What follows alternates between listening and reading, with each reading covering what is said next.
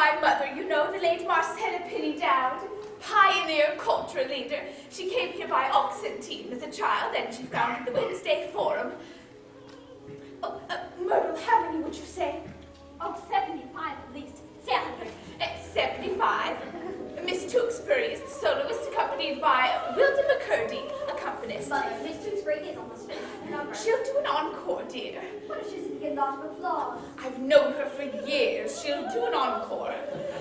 You might say I'm entertaining, assisted by my daughter, Miss Myrtle May Simmons. Oh, Myrtle, what color would you call that? Reluctant rose, they told me. Miss Myrtle May Simmons looked charming in a reluctant rose-toned shot silk with a beaded bodice. Oh, yes, I wish you could see her, Miss Ellaby. Miss Tewksbury's almost finished. And where's the cake? Everything's ready. Now, the minute she's finished singing, we open the dining room doors and begin pouring, all right? The parlor and halls are festooned with similacs. Yes, festooned. Oh, that's right, Miss Ellaby. This is the first party we've had here in years. Well, there's a reason, but I don't want it in the papers. We all have our troubles, Miss Ellaby. Oh, the guest list. Mother. Yes, it's... if you'll excuse me now, Miss Ellaby, I'll call you later. Yes. Oh, Mrs. Chauvenet, she's come in. Look. Oh, Mrs. Eugene Chauvenet Sr. Her father was a scout with Buffalo Bill. So that's where she got that stole.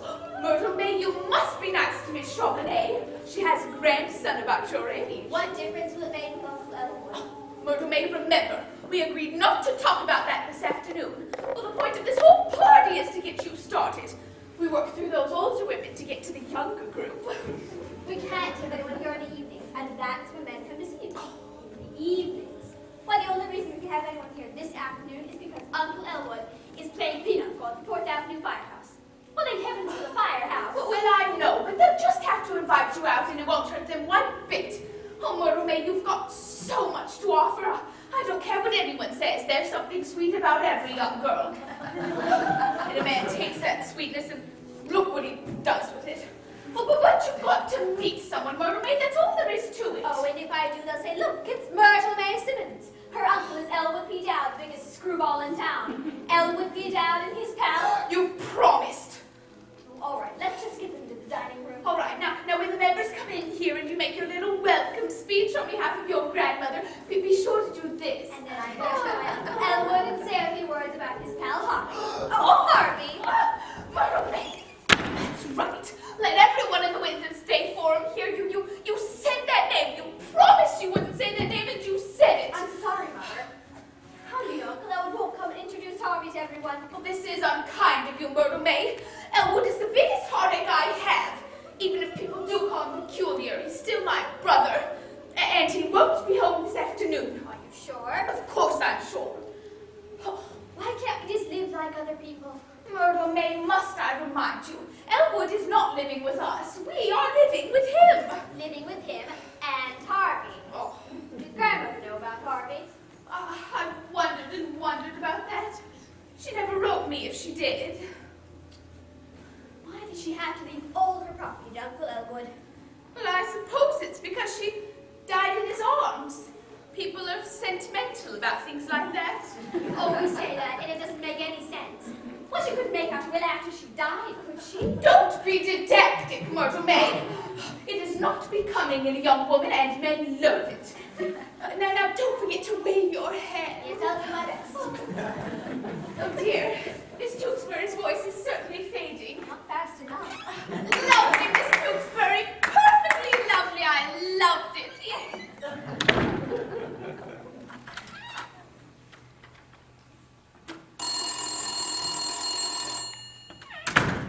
Hold on a second, Harvey. I have to answer the telephone. Make yourself comfortable. Hello? Oh, well, you got the wrong number. But how are you anyway? This is Elwood P. Dowd speaking. I'll do? Well, thank you. And what's your name, my dear? Harvey, it's Miss Elsie Greenwald. How are you today, Miss Greenwald? Uh-huh. Oh, well, that's fine. Well, I'd be happy to join your club. I belong to several clubs now, the University Club, the Country Club, and the Pinochle Club at the 4th Avenue Firehouse. I spend a good deal of my time there, or over at Charlie's place or Eddie's bar. And what's the name of your club, my dear? Harvey. I give Ladies' Home Journal, Good Housekeeping, and The Open Road for Boys for 2 years for $6.25. Well, that sounds fine to me. I'll join. How does it sound to you, Harvey? Well, Harvey says it sounds fine to him also. Yes, 2 subscriptions. Mail everything to this address. Well, I hope I have the pleasure of meeting you someday, my dear. Harvey, she said she'd like to meet me too. When? When would you like to meet me, Miss Greenwald? Well, why not right now? My sister seems to be having a few friends over, and we would consider it an honor if you came and joined us. Oh, well, my sister would be delighted. 342 Trimble Drive. Well, I hope to see you in very few minutes. Goodbye, my dear. Harvey, she's coming right over. Don't you think we better go upstairs and freshen up a bit? Well, yes, so do I. Do you think I should change my tie? No, I think you look good. I can't seem to remember where I put the guest list. Have you seen it, Miss Johnson? No, miss. Oh, well, then go look on my dresser, why don't you? Oh. Mother, it's Mrs. Chauvenet. She's asking for you. Oh, Here's Mother, Mrs. Chauvenet. Miss Ethel. Oh, no. I thought you were dead. No, thank you, I'm very much alive. Oh, and this full-grown girl must be your daughter. Yes. I've known you since you were a baby. Oh, I know. What's your name, Peter? This is Myrtle, Aunt Ethel. Myrtle May, after the 2 sisters of her father. Oh, he's dead, that's what's confused you. Where's Elwood? Elwood couldn't be here this afternoon. Why don't we get you some tea? Elwood isn't here. No. Shame on him. That was the main reason I came. Oh, I wanted to see Elwood.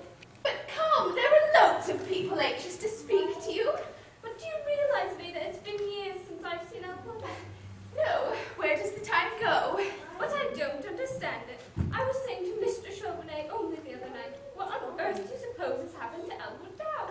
I never see him at club dances anymore. He hasn't come to a horse show in years. Does Elwood see anybody these days? Oh, yes. Aunt Ethel, Elwood sees somebody. Yes. Your Uncle Elwood, child, is one of my favorite people. Always has been. Yes, I remember. Is Elwood happy, Veda? Yes, Aunt Ethel, Elwood is very happy. You needn't worry about Elwood, all right? Oh, well, there's Mrs. Frank Cummings, just came in. Don't you want to speak to her? My, but she looks ghastly. Hasn't she there, though? Oh, if you think she looks bad, well, you ought to see him.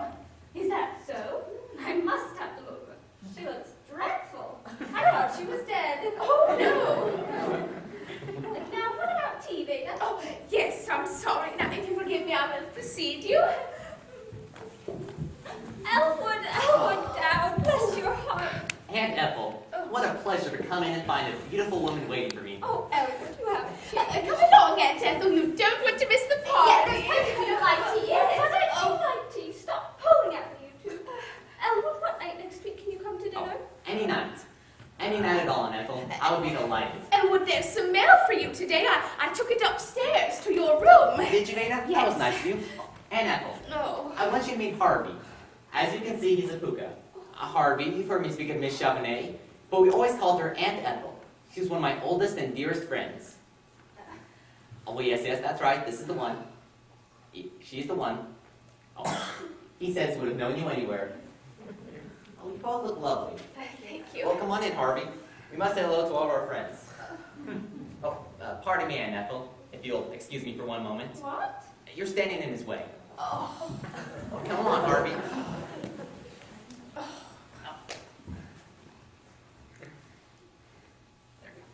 Go right on in, Harvey. I'll join in a minute.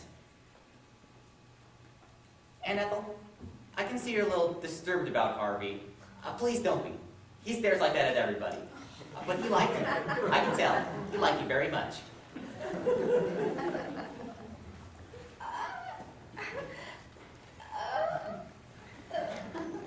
Some, tea, perhaps?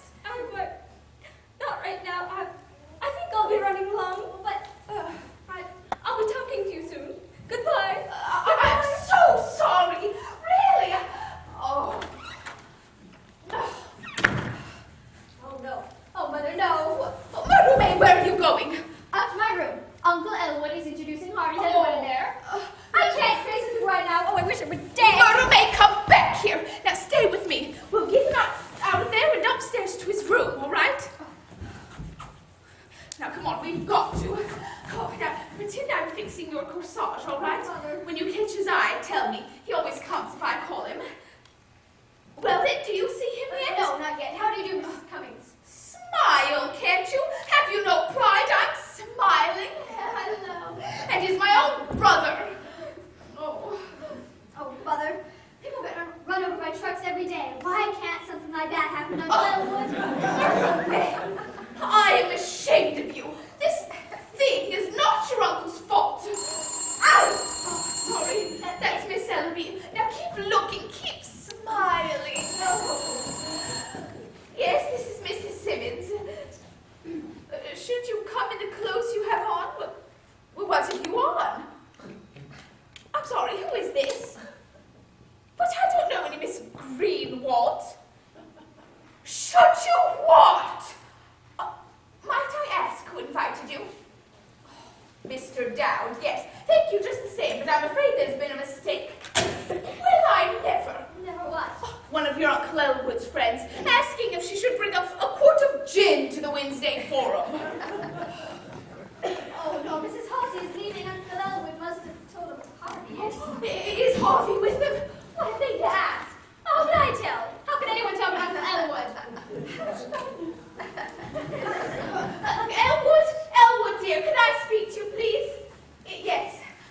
Myrtle May, your Uncle Elwood has disgraced us for the last time in this house. I'm going to do something I've never done before. What did you mean just now when you said that this wasn't his fault? Well, if it isn't his fault, whose is it? Never mind, I know whose fault it is. Now, hold your head up and go back in there just the same as though nothing had happened. You're no match for Uncle Elwood. That's what you think. Elwood, could I speak to you, please? Oh, of course, sister. Excuse me a moment, Harvey. Now, Elwood, I'd like you to wait in here for me until the party's over. There's something I want to talk to you about, and it's very important. Well, of course, sister. I happen to have a little free time on my hands, and you're welcome to all of it. Thank you. Do you want Harvey to wait too? Yes, Elwood, I certainly do.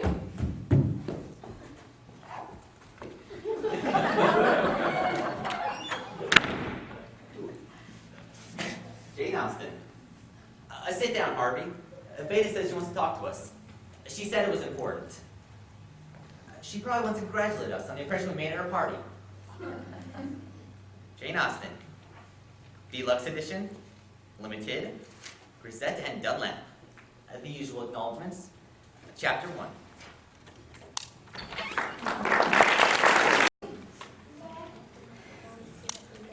Mrs. O.R. Simmons, 343 Temple Drive. Is that right? Yes, it's old, but we love it. It's our home.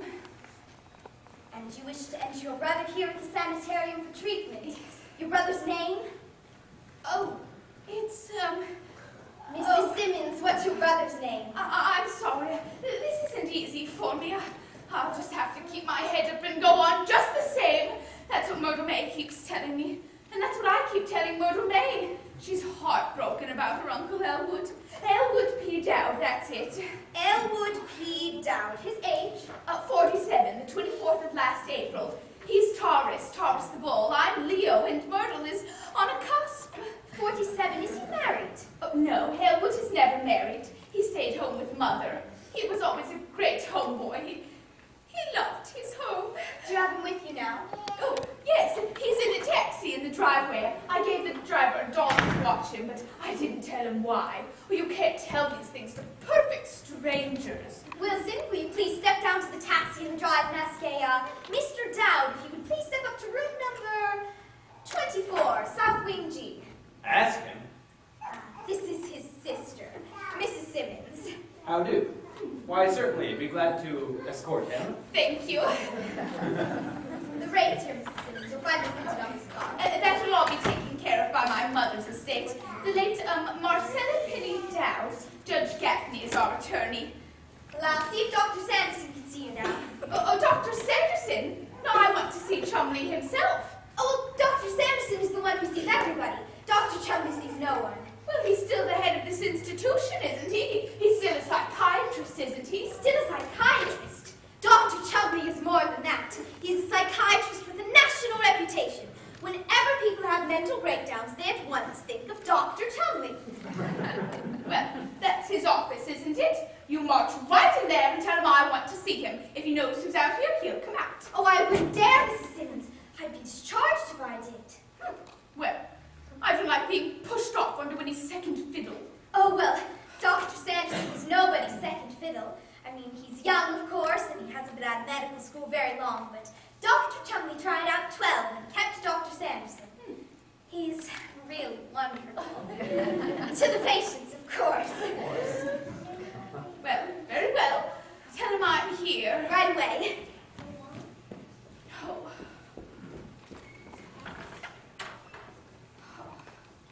Oh my. Oh my. Ada, isn't this wonderful? Oh, yes. Oh.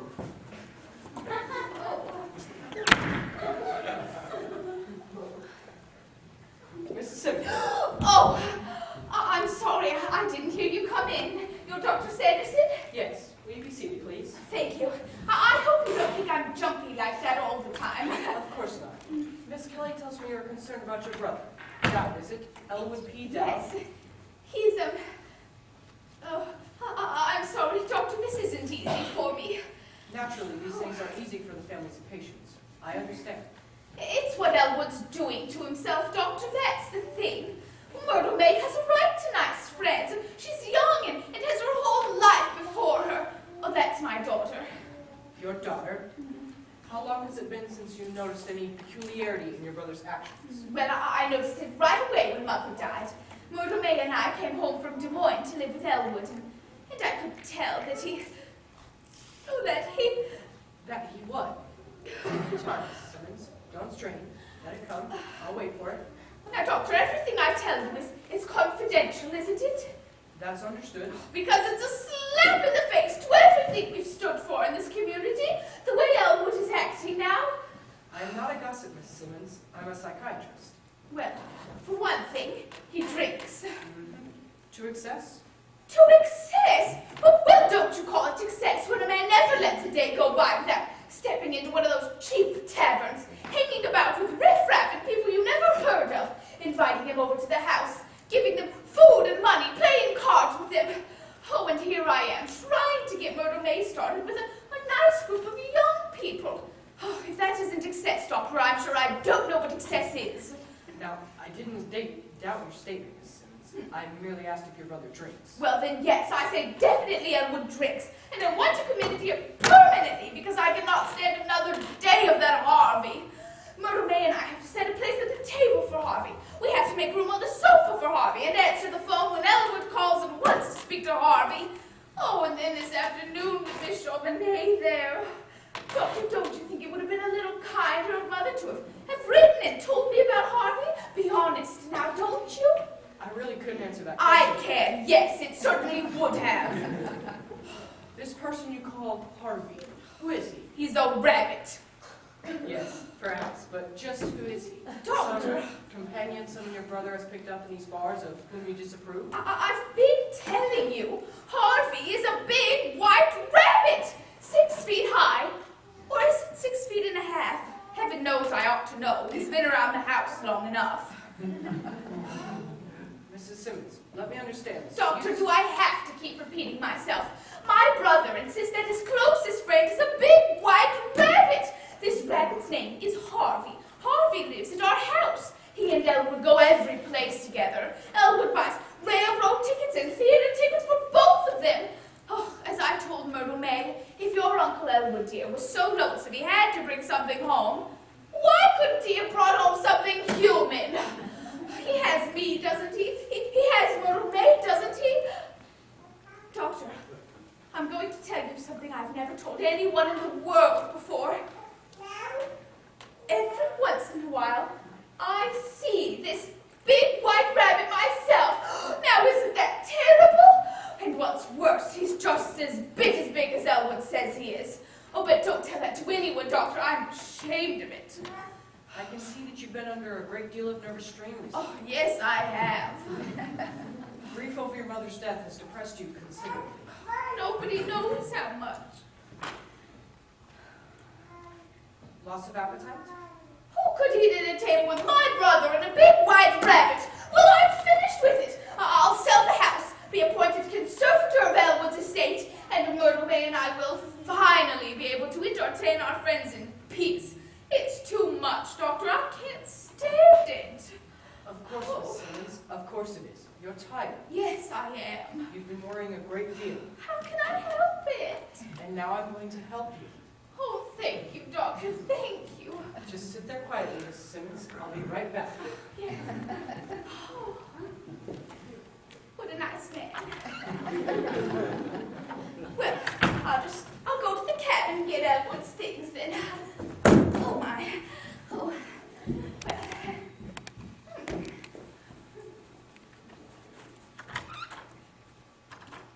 They're gonna be right back.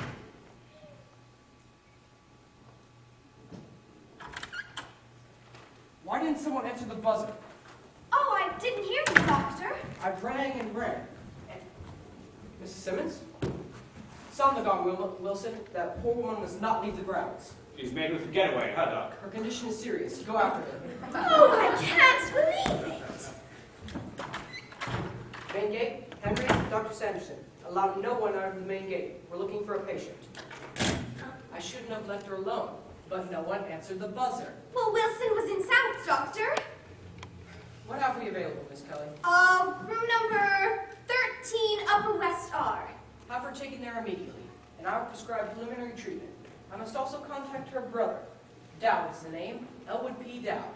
Get him on the telephone for me, will you please, Miss Kelly? Well, you see, Doctor, Mrs. Simmons came in and she said it was her brother who needed treatment. Of course she did. It's the oldest dodge in the world, used only by the most cunning type of psychopath. She apparently knew her brother was about to commit her, so she came out here to discredit him. Get him on the telephone, please. But, Doctor, I thought the woman was all right, so I had Wilson take her brother up to room number 24, South Wing G. You had Wilson take the brother in? No gags, please, Miss Kelly. You're not serious, are you? Oh, I did, Doctor, I did. I'm so sorry. Oh, well, then if you're sorry, that fixes everything. Oh, no, here. Oh, Doctor, I'll do it. Miss Stumpy, will you please open the door to number 24 and give Mr. Dowd his clothes and, Ask him to step down to the office right away. ask him to step down to the office right away. There's been a terrible mistake and Dr. Sanderson wants to explain. Explain? Apologize. Oh, thank heavens she hadn't put him in the hydro tub yet. Beautiful and dumb, too. It's almost too good to be true. Oh, I'm terribly sorry, Doctor. Well, Judge Gaffney called and said Mrs. Simmons would be down with her brother, and then she came in, and I thought she was all right. Well, you don't have to be so sarcastic. Oh, don't I? Stop worrying. We'll squirm out of it some way. Well, where are you going? I've got to tell the chief about Kelly. He may want to handle this himself. Oh, he'll be furious. I know he will. He'll die, and then he'll terminate me. The responsibility is all mine, Kelly. Oh, no, Doctor, tell him it was my fault. I never mentioned your name, except in my sleep. But this man Dowd. Don't let him get away. I'll be right back. But what'll I do? What'll I say? He'll be furious. Look, he'll probably be fit to be tied. He's a man, isn't he? Well, I guess so. I mean, his name is Mr. Go into your old routine. You know, the eyes, the swish, the works. I'm a mute, but I've seen it work on some of the patients out here. Just keep him here, Kelly. Now, of all the... Oh, you're wonderful, Dr. Sanderson. You're just about the most wonderful person I've met in my life. Yeah, but how about giving me a lift here just the same? What? That's Simmons' name. Well, did you catch her? Slick as a whistle. She was coming along the path, humming a little tune. I jumped out at her from behind a tree. I said, "Sister, there's a man wants to see you." You should have heard her yell. She's wacky, all right. Oh, take her up to room number 13, Upper West R. She's there right now. I dragged her into the diet kitchen. She's screaming and kicking like anything. I'll hold her if you'll come undress her. Oh, just a minute. Dr. Sanderson told me to wait for her brother to come down. Well, make it snappy.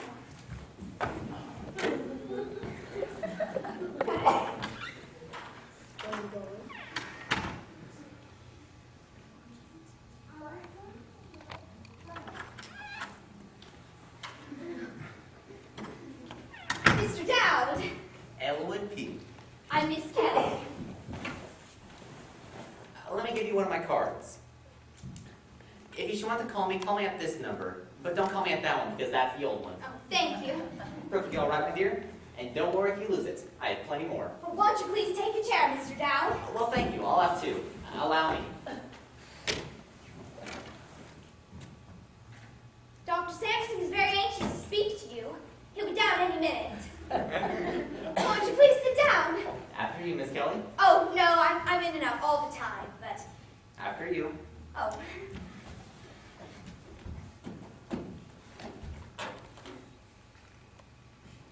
Can I get you a magazine or something? I'd much rather look at you, Miss Kelly, if you don't mind. You really are quite lovely. Oh, thanks. Some people don't seem to think so. Well, some people are blind. That is often brought to my attention. And now, Miss Kelly, I want to introduce you Mr. to Dowd, Elwood P. Let me give you one of my cards. If you should want to call me Mr. again. Dowd, I'm Dr. Lyman Sanderson, Dr. Chumley's assistant up here. Well, good for you. How do you do, Doctor? That's going to depend on you, I'm afraid. Please sit down. You've met Miss Kelly, Mr. Dowd. I have had that pleasure. And I want both of you to meet a very dear friend Later of mine. on, be glad to. Won't you be seated? Because Well, first I want to say, After Miss Kelly. sit down, Kelly.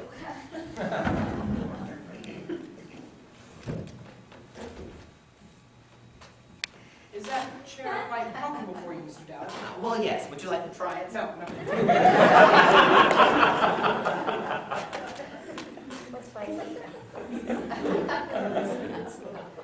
Is it too warm in here for you, Mr. Dowd? Would you like me to open a window?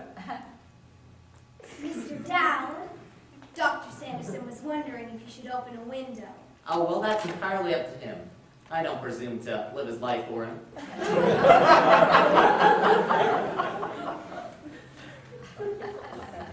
Now then, Mr. Dowd, I can see that you're not the type of person to be taken in by high-flown phrases or beating about the bush. Is that so, Doctor? You have us at a disadvantage here.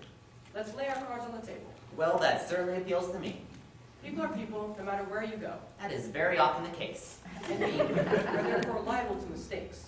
Miss Kelly and I have made a mistake up here this afternoon. And we'd like to explain it to you. It was all my fault, Doctor. A human failing, as I said. Well, I find it very interesting, nevertheless. You and Miss Kelly here. This afternoon, you said? We do hope you understand, Mr. Dowd. Oh, yes. These things are often the basis of long and warm friendships. And the responsibility is, of course, not hers, but mine. Your attitude may be old-fashioned, Doctor, but I like it. Now, if I had seen your sister first, that would have been an entirely different story. And now there you surprise me. I think the world and all of Beta, but I had supposed she had seen her day. You must not attach any blame to her. She is a very sick woman. Came in here insisting that you were needed treatment. That's perfectly ridiculous. Well, Beta shouldn't feel that way. I get along just fine. Exactly. But your sister had already talked to Miss Kelly, and there had been a call from your family lawyer, Judge Gaffney. Oh, I know him. I know his wife, too. Lovely people. And your sister was extremely nervous and plunged right into a heated tirade on your drinking. Oh, well, that was Beta. She became hysterical. I tell Beta not to worry about that. I'll take care of it. Exactly. And I suppose you take a drink now and then, same as the rest of us. Well, of course. As a matter of fact, Doctor, I'd like one right now. Matter of fact, so would I. But your sister's reaction to the whole matter of the drinking was entirely too intense. Does your sister drink, Mr. Dowd? No, Doctor. I don't believe Beta has ever taken a drink. Well, I'm going to surprise you then. I believe she has and does constantly. Well, I'm certainly surprised. But it is not her alcoholism that's going to be the basis for my diagnosis of her case. It's much more serious than that. It's when she began talking so emotionally about this big white rabbit. Harvey. Yes, I believe she called him Harvey. Well, yes. Harvey was his name. She claimed you were persecuting her with this Harvey. Well, I'm not persecuting anyone with Harvey. And Beta shouldn't feel that way.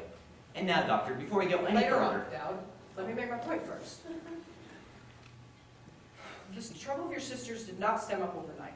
Her condition stems from trauma. from what?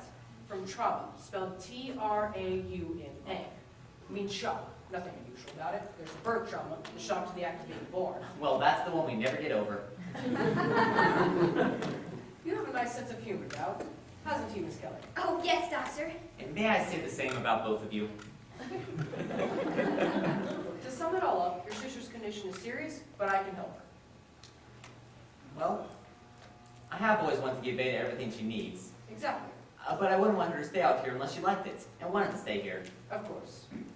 Did Wilson get what he went after? Oh, yes, Doctor. What was Mrs. Simmons' attitude, Miss Kelly? Oh, not unusual, Doctor. Mr. Dowd, if this were any ordinary delusion, something reflected on the memory picture, in other words, if she were seeing something she had seen once before, that would be one thing.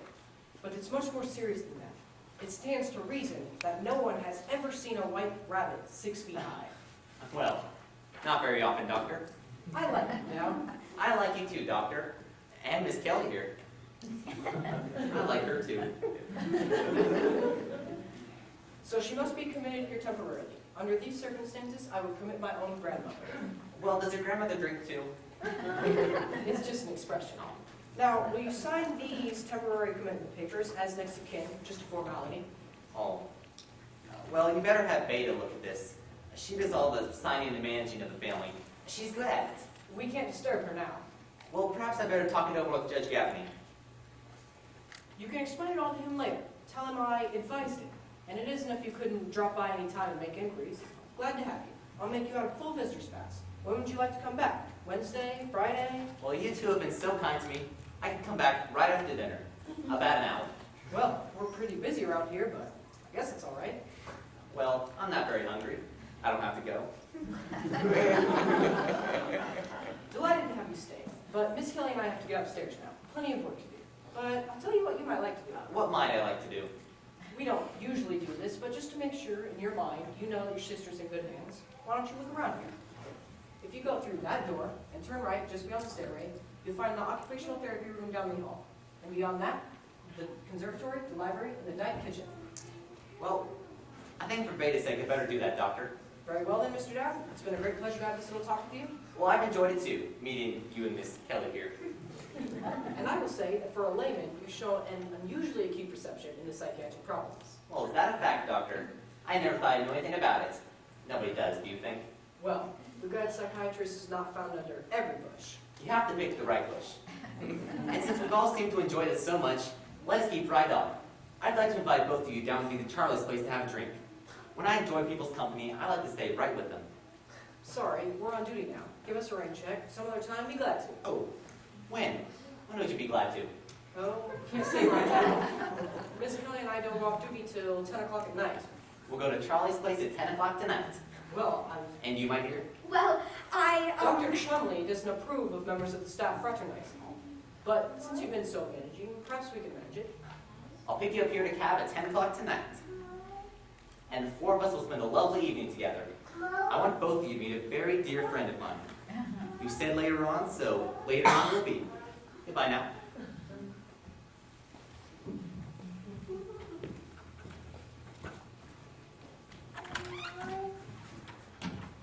Whew, now I can breathe again.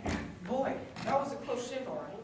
But, you know, he seemed to be a pretty reasonable sort of fellow. That man is proud. What he has to be proud of, I have no idea. I played up to that pride. You can get to almost anybody if you want to. Now I must look again on that Simmons woman. Dr. Sanderson, you say you can get to almost anybody if you want to. How would you do that? Take study, Kelly. Years of specialized training. But there's only one thing I don't like about this Dowd business. What's that? Having to make that date with him. Of course, the man leaves as a good friend and booster of the sanitarium, so I guess I'll have to go with him tonight. But you don't have to go. Oh, No point in it. I'll have a drink with him, pat him on the back, and then leave. I've got a date tonight anyway. oh, well then, by all means. I didn't want to go anyway. The idea bored me stiff. I wouldn't go if I never went anywhere again in my life. I wouldn't go if my life depended on it. What's the matter with you, Kelly? What are you getting so emotional about? He may have been a peculiar man with funny clothes, but he knew how to act. His manners were perfect. I saw you giving the doe-eyed stare. I didn't miss that. He wouldn't sit down until I sat down. He told me I was lovely and he called me dear. I'd go and have a drink with him if you weren't going. Sure you would. And look at him. All he does is hang around bars. He doesn't work. All that corny bowing and getting up out of his chair every time a woman makes a move. Why, he's as outdated as a cast iron deer. But you'd sit with him in a bar and let him flatter you. You're a wonderful girl, Kelly. Now, of all the... Dr. Sanderson, Miss Kelly, Yes, ma'am. Doctor? tell the gardener to prune more carefully around my prize dahlias. They'll be ready for pruning next Tuesday. The difficulty with the woman with the big white rabbit, has it been smoothed over? Yes, doctor. I spoke to her brother, and he was quite reasonable. Of course. Now, I've had many patients out here who've seen animals, but never one so large. Yes, doctor. She called him Harvey. Harvey. Yes. Unusual name for an animal of any kind. You see, Harvey is a man's name. I have known many men named Harvey, but I have never heard of any kind of animal with that name whatsoever. The case has an interesting phase, Doctor. Yes, doctor. Oh, I shall go upstairs and look in on this woman. If maybe we can use formula 977. I'll give you my advice in prescribing the treatment. Thank you, doctor. And who's hanging coat on this? What are they doing here? I don't know. Do you know, Miss Kelly? Was it Downs? Well, he had his hat on when he left, Doctor. Maybe there's some kind of identification in it. Let's see. 2 holes in the crown of this hat. How odd. Yes. Well, some new fat. Take them away, hang them up, get them out of here. Hello, Doctor. Oh, there you are. How is every little old thing? There. Thank you, Wilson. There. Look, somebody's got to give me a hand with that Simmons dame. Order a restraining jacket or something. She's horrible. Forgot me, didn't you? Oh, Well, I got her corset off all by myself. sorry. We're going in to look in on this woman just now. She's in the hydro tub now. Oh no, I left the water running on her. Oh. Lily, remember your promise. Hello, Dr. Sanderson. Before his cocktail party, we promised him faithfully. Okay. I have to give a quick diagnosis now. Be down in a minute. Make a very quick diagnosis, Willie. We don't want to be late to the party.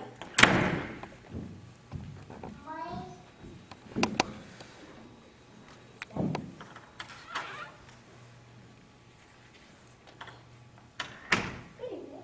Oh, good evening. I'm Mrs. Chumley, Dr. Chumley's wife. My name is Dad, Elwood P. Let me give you one of my cards. If you should want to call me at this number. But don't call me at that one, because that's the old one. Thank you. Is there something I can do for you? Well, what did you have in mind? You seem to be looking for someone. Oh, yes, I'm looking for Harvey. I went off without him. Harvey. Is he a patient here? Oh, no, nothing like that. Does he work here? No. He's what you might call my best friend. He's also a hookah. Where was he when you last saw him? On that chair right there with his hat and coat on the table. There doesn't seem to be any hat or coat around here now. Perhaps he left? Apparently, I can't find him anywhere. What was that word you just said? Hookah? Oh, yes? What is that? Is that something new? No. As I understand it, it's something very old. Oh, really? I never happened to hear it before. Oh, well, that doesn't surprise me. I hadn't either until I met him. Oh, I hope you get the chance to meet him someday, my dear. I'm sure he'd be quite taken by you. Oh, really? Well, that's very kind of you to say so, I'm sure. Oh, not at all. If Harvey happens to like someone, he expresses himself quite definitely. But if he doesn't seem to care for someone, he just sits there like an empty chair or an empty space on the floor. He takes his time to make up his mind about people, choosing, you see. That's not such a bad way to be in this day and age. Now, Harvey is fond of my sister, Beta. And that's because Harvey is fond of me, and Beta and I come from the same family. Now, you'd think that feeling would be mutual. But Beta doesn't seem to care much for Harvey. Now, don't you think that's rather too bad, Mrs. Chumley? I don't know, Mr. Dowd. I gave up a long time ago expecting my family to like my friends. It's Well- useless. Well, we must keep on trying. There's no harm in trying, I suppose. Because if Harvey said to me once, he said to me 1,000 times, Mr. Dowd, I would do anything for you. Mrs. Chumley, Yes. did you know that Mrs. McElhaney's Aunt Rose is going to drop in on her unexpectedly tonight from Cleveland? Well, no, I didn't. Well, neither does she. And that puts you both in the same boat, doesn't it? Well, I don't really know anyone named Mrs. Mrs. McElhaney? She lives next door to us. Harvey told me about her Aunt Rose.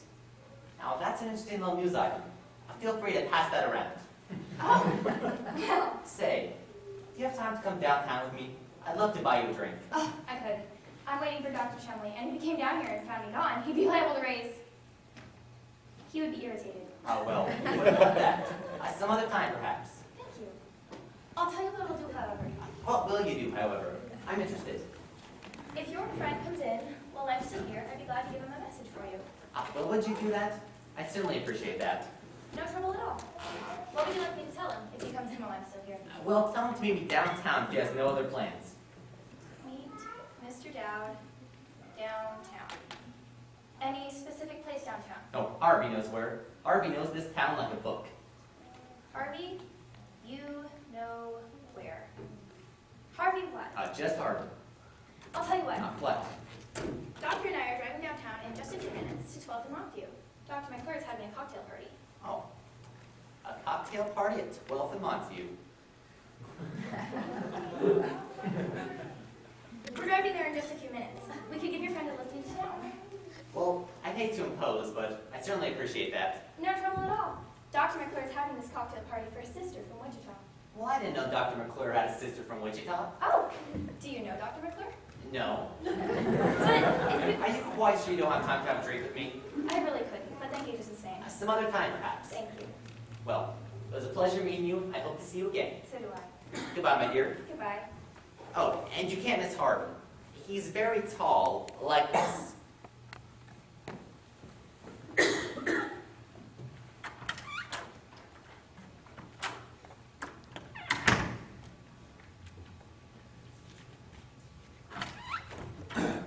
That Simmons dame is uncooperative.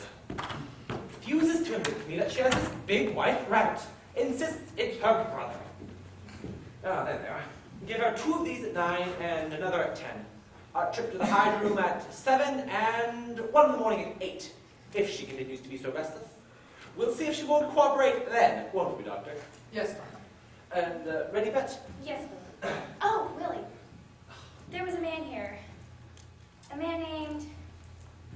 Let me see. Here's his card. Dowd. Elwood P. Dowd. That's Mrs. Simmons' brother, Doctor. I told him he could look around, and I gave him full visiting privileges. Well, she mustn't see anyone tonight. Not anyone at all. Now, tell him that. He didn't ask to see her. He was looking for someone else. Some friend of his. Who could that be? I don't know, Doctor. He said it was someone he came out here with this afternoon. Was there anyone when you saw him, Miss Kelly? No, not when I saw him. Well, he said there was. He said he last saw his friend sitting right there in that chair with his hat cut on the table. He seemed quite disappointed. Dr. Sanderson. Oh, here it is. His friend's name was Harvey. Harvey! He also said something else about his friend. Hookah, but I didn't quite get what that was. Harvey! He said his friend was very tall. Why are you looking at me like that, Willie? This man was a very kind, polite man, and he merely asked to give his friend a lift into town. And if we can't do something kind for someone every now and then, why are we living? Where did he go, Miss Chilney? How long ago was he in here? I don't know exactly where he went, and he left just a minute ago. By George, we'll find out about this. Get me that hat! Judge Mandate, Henry, Dr. Sanderson. Henry, did a man in a brown suit go out the gate a minute ago? He did? He's gone? Hello? Judge Gaffney? Yes. This is Dr. William Chumley, the psychiatrist. Judge, you telephoned out here this afternoon about having a patient of yours committed? Yes, well, how was that name spelled? With a W, not a U? Mr. Elwood P. Dowd. Thank you. Dr. Sanderson, I believe your name is Sanderson. Yes, Doctor. You know that much, do you? You went to medical school. You specialized in the study of psychiatry. You graduated. You went forth. Perhaps they neglected to tell you that a rabbit has large pointed ears, and that a hat for such a rabbit would have to be perforated in order to make room for those ears? Down seemed reasonable enough this afternoon. Doctor, the function of a psychiatrist is to tell the difference between those who are reasonable and those who merely talk and act reasonably. Do you know what you've done to me? Don't answer, I'll tell you. You have allowed a psychopathic case to walk off these grounds with an overgrown white rabbit. You have subjected me, a psychiatrist, to the humiliation of having to call, of all things, a lawyer to find out who came out here to be committed and who came out here to commit. Dr. Chumley, I was Just a minute. Now, Wilson, I want you. I will now have to do something I haven't done in 15 years. I will have to go out after this patient Elwood P. Dowd, and I will have to bring him back. And when I do bring him back, your connection with this institution is terminated as of that moment. Wilson, get the car. Het, call McClure and say we can't make it. And Miss Kelly, come upstairs with me and we'll get this woman out of the house. Doctor. I'll have to tell the cook we'll be home for dinner. She'll be furious. Wilson, Yes, ma'am? what is a puka? A what? A puka. You can search me, Mrs. Jumley. I wonder if it would be in the encyclopedia here. They have everything in here. I wonder if it's a lodge or what it is. I dare not stop and look for this now. If Dr. Jumley came down and found me still here, he'd be liable to raise all. Never mind.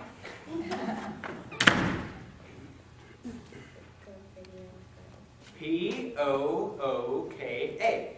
Puka. From old Celtic mythology. A fairy spirit in animal form. Always very large. The puka appears here and there, now and then, to this one and to that one at his own caprice. A wise but very mischievous creature, the puka is very fond of rum pots, crackpots. And how are you, Mr. Wilson? How do you do, Mr. Wilson? Who in the encyclopedia wants to know? Well, that don't beat home.